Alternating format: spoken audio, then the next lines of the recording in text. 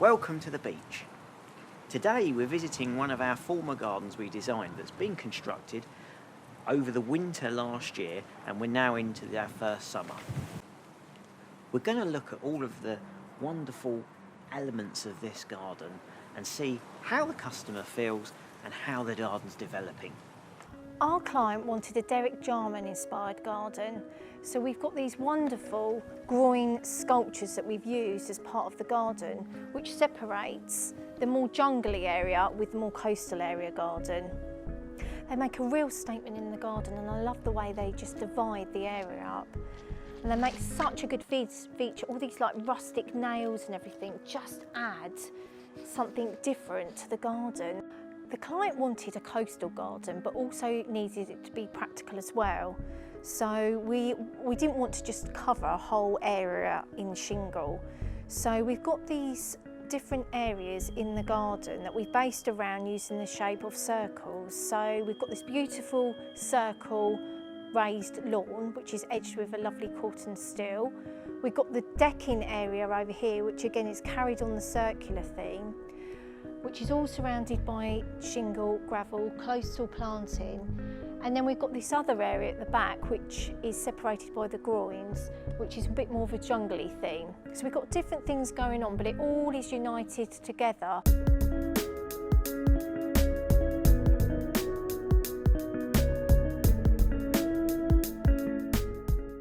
We chose to use this grey composite decking, which works really well with the corten steel planter. We chose to use corten steel as it's kind of got this rust finish, so it works really well with the rustic coastal garden that we wanted it to achieve. We've chosen to use these Carex bronze grasses, which really work well with the tones of the corten steel.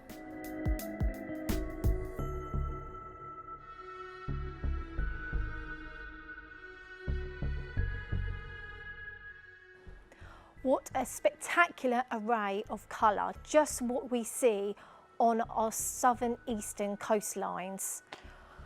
We've got these lovely blue, bright blue eryngium. They are just beautiful. Cirsium, again another thistly type shape, lots of different textures and colours. It just looks great. We chose plants that we knew worked well in gardens. For example, we used the salvia and the gora, but we didn't want to just use those standard plants. We wanted to sort of mix up with coastal plants that you'd naturally find on the beach. So we've got these lovely California poppies and also the thrift here, which sort of just add that sort of more of the coastal element.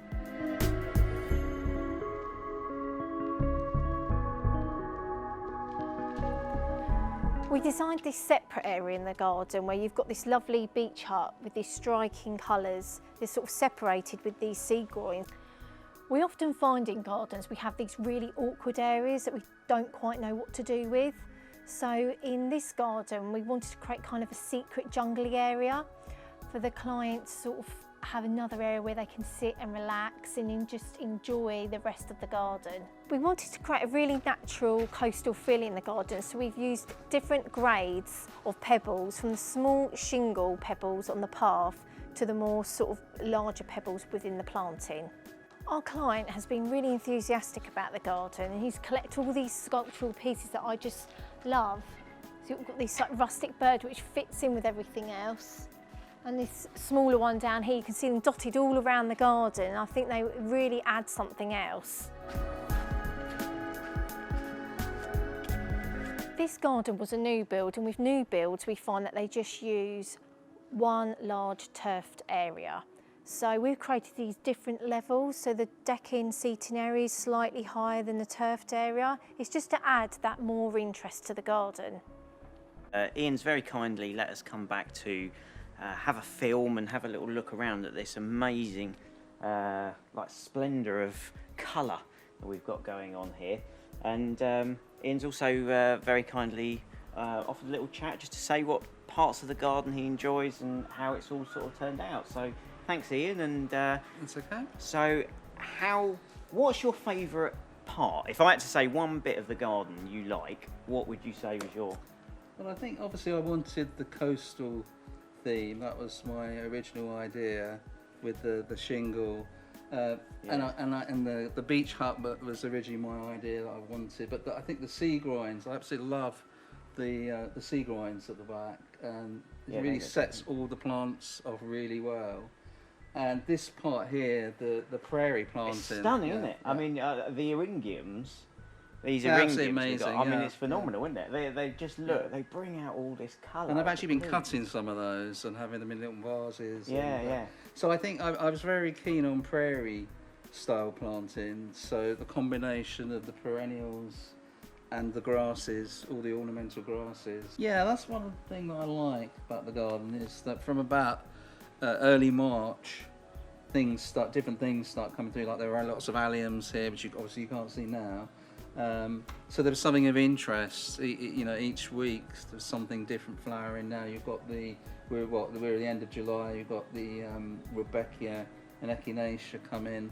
So it's been such a joy, And that Armeria. Armeria has been going on I think that started probably the end of February even. I think I was getting flowers on those, and so there's something of interest. So I sit in my back window and each morning having my breakfast, and there's something new to see, great. which is a real joy. And you get to come out and deadhead and cut down. I love my everything. deadheading, which is good because it keeps things flowering. I don't think people realise how much. The more you deadhead, definitely. the more. I'm a great believer in deadheading, and it's a very therapeutic thing to do as well. Yeah, it is, isn't it? Yeah. Do you find it all links quite well? Yeah, I mean, I was quite reluctant to have. I'm not a great lawn fan, and I was a bit reluctant at first, but I do like the lawn. It's sort of, again, the green sort of sets everything off nicely. The stones and the corten steel works really well, because I'm into like metal. As you can probably see, there's lots of rusty metal around. It's all sort of turned out as you would liked perfect. it, and absolutely perfect. And because you would like better, I'd say better. Yeah, brilliant. Yeah, because you like that Derek Jarman influence. Derek Jarman, definitely Dungeness. Dungeness. I spent a lot of time in Dungeness, and I always liked his garden there, and so I got a lot of inspiration from him. I read his book about his garden, and so quite a few of these plants you would see in his garden. Thank you very much. Thank you, Mark. And no, it's great, and we'll keep popping back and having a look. Most probably next year it'll be even more grown up, and you won't be able to see his groins soon. No, I was thinking They get covered over, isn't they? Yeah. Thank you, Mark. Thank you.